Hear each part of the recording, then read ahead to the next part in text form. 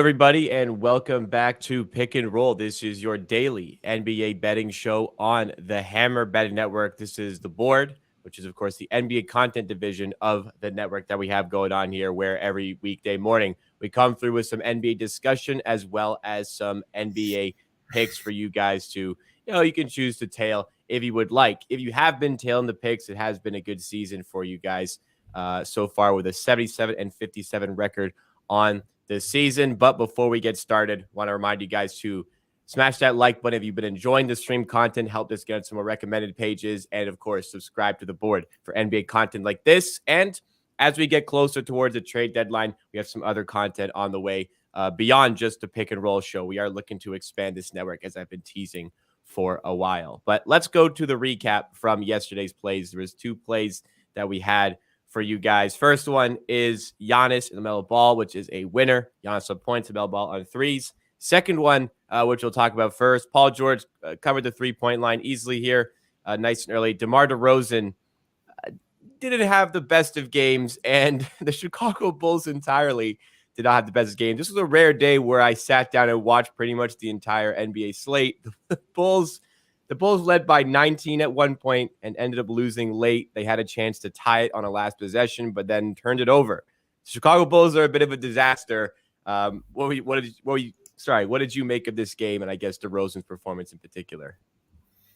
So I think this is one of the probably top three worst performances from DeMar in the Bulls, with the Bulls jersey.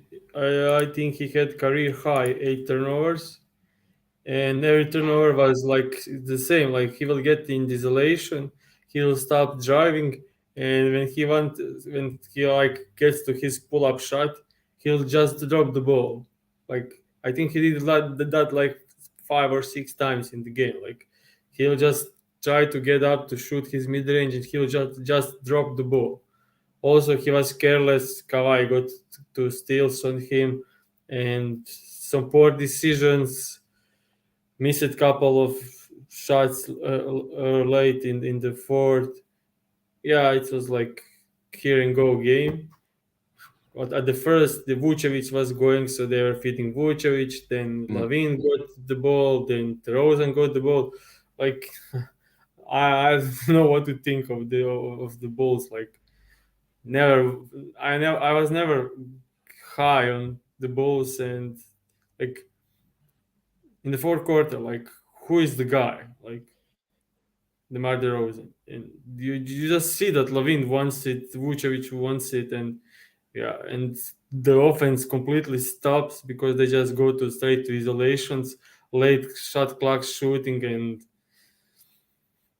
they're not fun to watch. They're really not enjoyable to watch. I'm sure Chicago fans are actually not particularly happy with this. And they were up like I think 17 or 18. I just bet them live by myself on the Clippers because like they were up 20, I think, against the Pacers, and also lost the game. And that's happening way too much this season because they play like game in the first half. They play basketball, like, and then the second half they just fall apart. Like they just went to do isolation. And when DeMar is going well and everything is going well, okay, that's good thing. But DeMar had a terrible night, and that wasn't the way to play it. And also, interesting part is when he took the last three, like it's, I don't know, 3 seconds left. I was like, because he was shooting 5 for 5 from 3 in the game earlier, and if he actually made that, he will actually cover. He also missed 2 free throws and couple of banners, I will say, in the last couple of minutes of the game. He had 20 points with 4 minutes left, so I like expecting him to actually cover this pretty easily because it's the DeRozan time. He had like 2 turnovers and missed layup and missed mid-range shot and missed free throws. So yeah, they were up. Like it was 6 to 8 minutes to go in the second quarter. They were up by, I think it was up to 19, and 5 minutes later it was tied at 50. It was crazy. I used to be a big fan of Billy Donovan, especially when he was at OKC. He did some great work with OKC. Now I am not a fan of Billy Donovan in really any way there. Bulls, if you're a soccer fan, Bulls are the Everton of the NBA. I think that's a pretty good comparison Yeah. of the English Premier League, like I am. So I like that one. Unfortunately, yeah, like you said about DeRozan, despite the poor performance, he was 3 points away from covering. He did have 20 points, but unfortunately, that one is a loss. Unfortunately, the higher juice one is the loss as well. The winner is in the Hornets and Bucks game. This was a really close game for a long time, which I guess kept Giannis going. LaMelo Ball was excellent, absolutely smashed his 3-point line. Giannis just was piling up the points all throughout the game. Eventually, the Bucks, well, actually, the Bucks pulled away in the fourth, and then the Hornets brought it back yet again. But ultimately, the Bucks did get this one done in somewhat comfortable fashion. Giannis, like I said, just consistently over the game was piling up points. What were your thoughts on Bucks Hornets here? Mason Plumlee had another pretty good game here. Yeah, Mason did his. Now it's getting his regular numbers, which is crazy Yeah. to think even. But yeah, I mean, like it ended up 9 points win by the Bucks, but I never understood like the spread was 11 and a half, and I was like, I don't see a blow like that. You know that I'm like not betting the overs on a game with like -8 or higher spread, but I was pretty confident in betting in this game, and yeah, didn't expect blowout at all. Uh, Great game by the Bucks. Everyone played pretty well, and they still didn't blow them out because healthy Hornets with Hayward, with Rozier, with Lamelo, with Plumlee playing like this, with PJ Washington, with McDaniels, like without Oubre, that's like a bonus for them being good. Like they're a decent team. They can compete. They can score. They are talented, and I love this team. That they are. I hope they remain healthy so we can bet overs against them throughout the entire season. But we won't take it. But unfortunately, there's a spread in this one. It has been a winning week so far. There's 3 official plays coming a little bit later on where hopefully we can find some winners as well. Have another good winning day. Before that, discussion piece we want to bring up. So this morning, I'm kind of laughing here. Me and Pips had a discussion about this before the show as well, briefly. But DraftKings posted odds for players to be traded by the 2023 NBA trade deadline. And a lot of these, to preface, are really, really badly priced in the sense that it is absolutely not worth betting. So I'll just pull it up here to show you guys. Sorry, it's small. I hope you guys can read it okay. But like, just I wanted to crop it at some point so it was bigger. But the further I went down the list, the more I saw laughable sort of prices on these players. So I will say most, if not all of these, are not good enough to bet on. I'll highlight some here, but like further, let's go for the Raptors specifically here. OG Anunoby is up here at -500, and that is implying there's an 83% chance he gets traded by deadline. Now, I understand that he's linked to all these reports. I personally, like, if I was pricing this, I think I would have OG closer to like even money. And then you have Trent at -200. I think 150 is fair there. Van Vliet, I would probably say should be an underdog to get traded, but he's at -150. And then Siakam as well as +300. Like the expectations of Raptors are going to overhaul their entire roster here. The Jay Crowder one, I guess, kind of makes sense, but like another one, Bradley Beal has a no trade clause and he's at +500. So I let's go to Pips here. You kind of agree with me that a lot of these are very poorly priced. What were your thoughts when I showed you this the graphic here? I'll say this is greatly priced. This is unbelievably greatly priced for the For the bookies no. because they don't have For them, no. yes. Yeah, Yeah. so they just like implied for their value in every this bet is like they are getting almost like 30 to 40% hold on these bets, like unbelievable stuff. And they're just whoever bets this, DraftKings is printing money on every of these bets. Like this is unbelievable stuff. And yeah, they are just exploiting recreational players, not understanding the probabilities here, because this is just embarrassing. I think this is embarrassing stuff from DraftKings. Yeah, I'm just like, I don't think any like professional sports better will even look at this and try to think about betting anything, because there isn't any spot that is close to being good, like implied odds being similar to probability of this happening. Yeah, like fair odds. You're saying. Yeah, yeah. Another one, like just a couple more here. I find this so funny. DeAndre Ayton who can veto any trade until the summer is plus 200. Russell Westbrook, who makes $40 million, and the Lakers would have to attach one of their first round picks, the 27 or the 29, to move him for a salary dump, is 170. Like, I genuinely think Russell Westbrook should be like plus 500. I think Bradley Beal should be like plus 2,000. Julius Randle might be an all-star, and he's a huge influence on the Knicks. He's plus 220 here.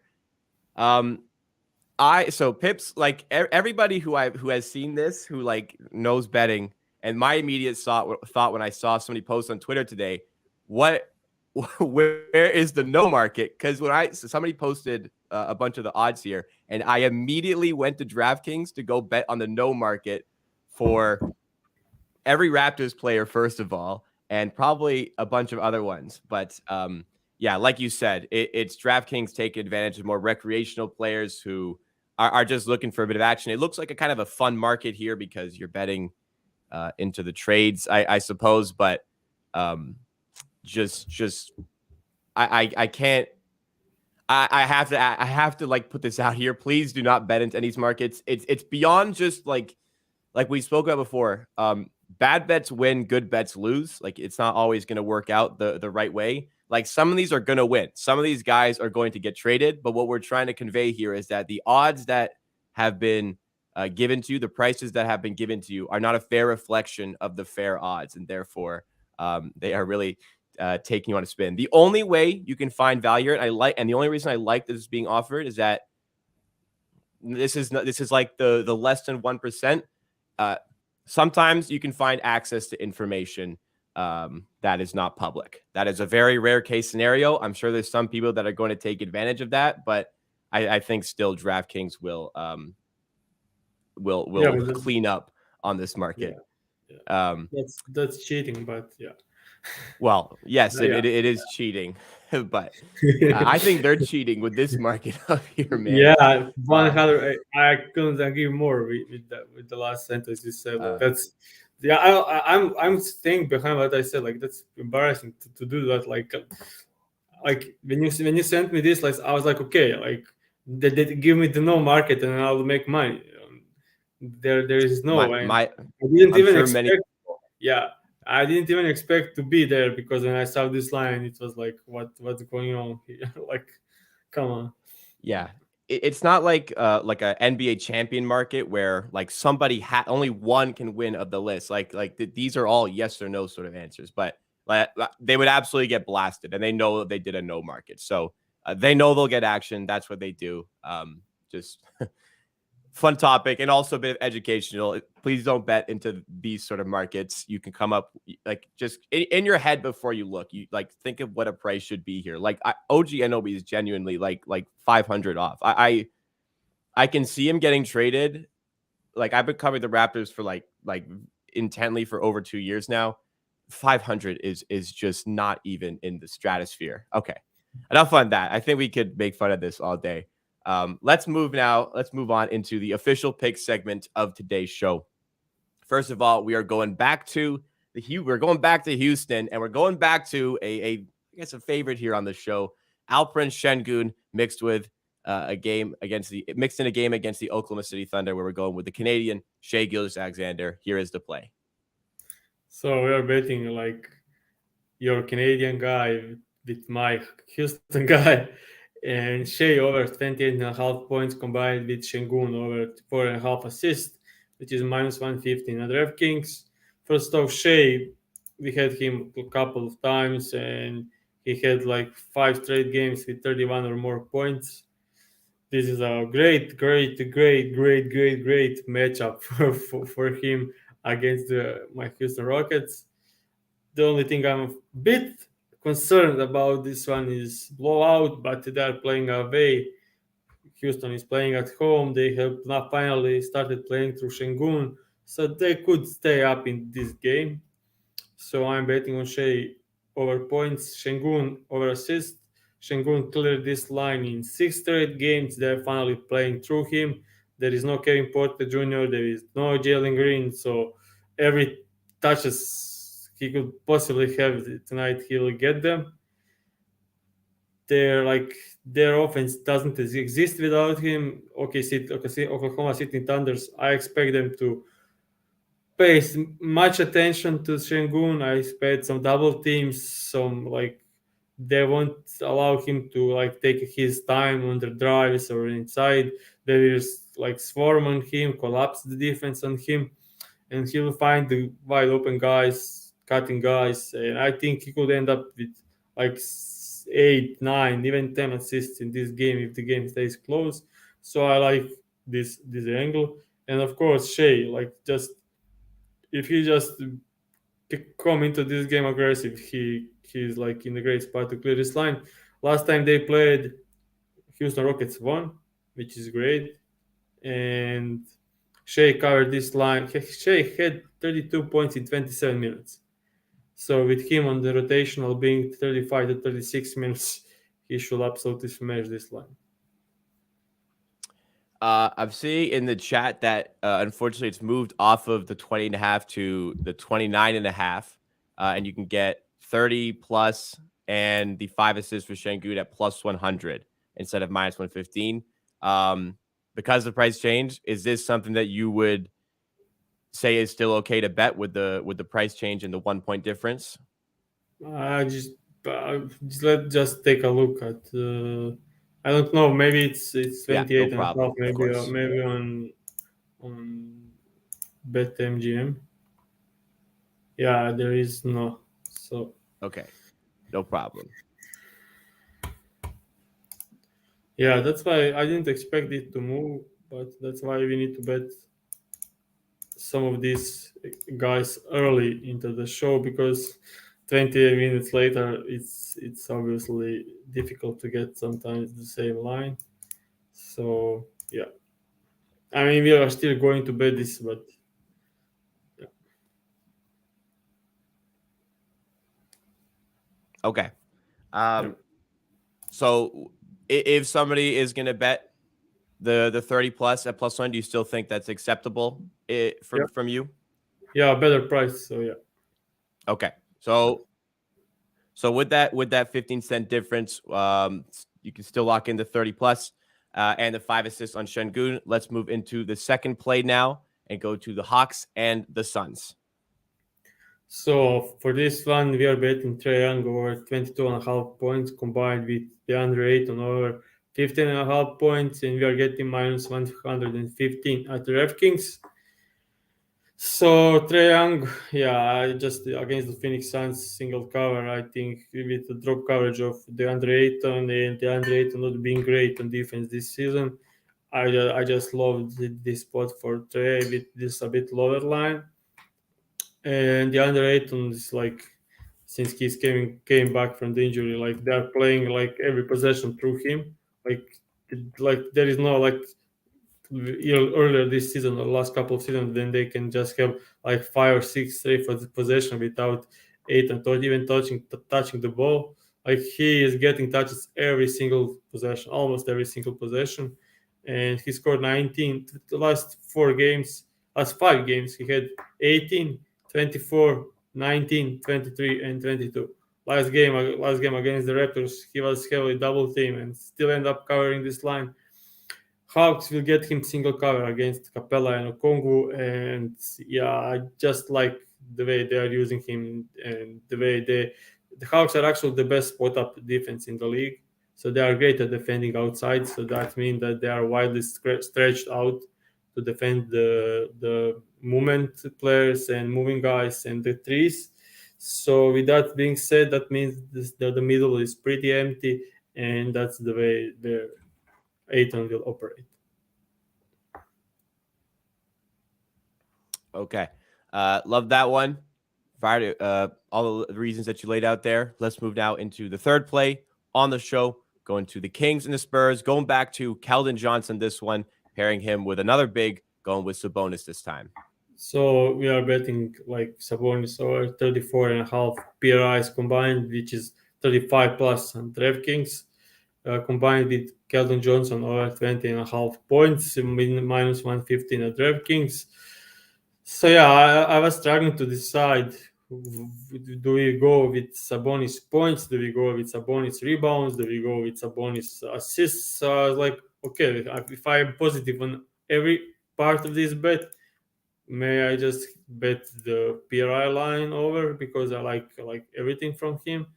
This is a great spot against these are the two teams that allow like third or the most Spurs allow the most points per game, and the Kings are also very very below average defensive team with that plays in a high pace. So I wouldn't be surprised if we see like 240 250 points tonight. And with that kind of game, we obviously want to bet the best players. So like over the last 15 games, Spurs allow the most rebounds to opposing centers, and they allow like third most assists. And the way they are defending, they are pick and roll heavy defense, so they'll just stay to their guys and they don't allow much corner threes and threes overall. So that means Fox and Sabonis will have a plenty of 2-on-2 game, and that will help Sabonis to clear all around of this line. And on the other side, we have Keldon Johnson. Like I always want to bet first posing first first guy on the team, first scoring option against the Kings. He had amazing last two games. He scored 26 against the Wizards, and game before that he scored 34 against the Phoenix Suns. So he's just playing great, getting the minutes and getting the work done. And in the last game against the Sacramento Kings, he had 20 points. So he was on the hook, but he shot 8 from 25. If he gets that kind of volume, like I just huge fan of him getting over this line, because I don't like the defense the Kings playing. I don't think they have anyone to even slow him down. Like one-on-one matchup, that there is just no one on the Kings roster to defend Keldon. And yeah. Okay, I mean, Keldon Johnson got the green light. Sabonis playing like an all-star level this season, so love that pick as well. Let's recap all three of the plays for you guys for today's slate. First of all, in the Thunder at Rockets game, official play is Shai Gilgeous-Alexander over 20.5 points paired with Alperen Şengün over 4.5 assists. That is minus 115 at DraftKings. Second one on the list is Trae Young over 22.5 points. That is paired with DeAndre Ayton over 15.5 points, which is also minus 115 at DraftKings. Hawks and the Suns involved in that one. And the third play, which we just spoke about, Domantas Sabonis over 34.5 points, rebounds, and assists. That is paired with Keldon Johnson over 20.5 points, also minus 115 at DraftKings. Thank you guys so much for tuning in. DraftKings, some good odds there. Maybe not in the trade markets, but we love those on the same game parlays. If you guys have enjoyed the show today and you are going to tail the picks, please make sure to hit that thumbs up button. Does go a long way to supporting the channel, supporting the brand, and also make sure to subscribe for more content just like this. We go live here every single weekday for discussion, betting talk, and all that great stuff. Also, be sure to check out the hammer.bet for more sports betting content across different sports, and we will see you again tomorrow for more from Pick and Roll.